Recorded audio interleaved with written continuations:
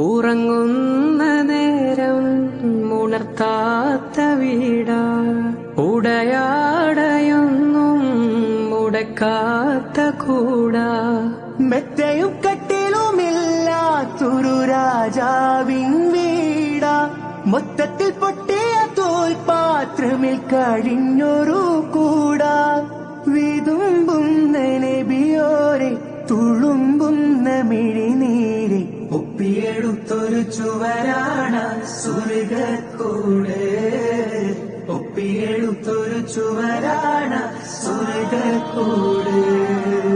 പനയോലയിലൊരു കുടിലാണേ,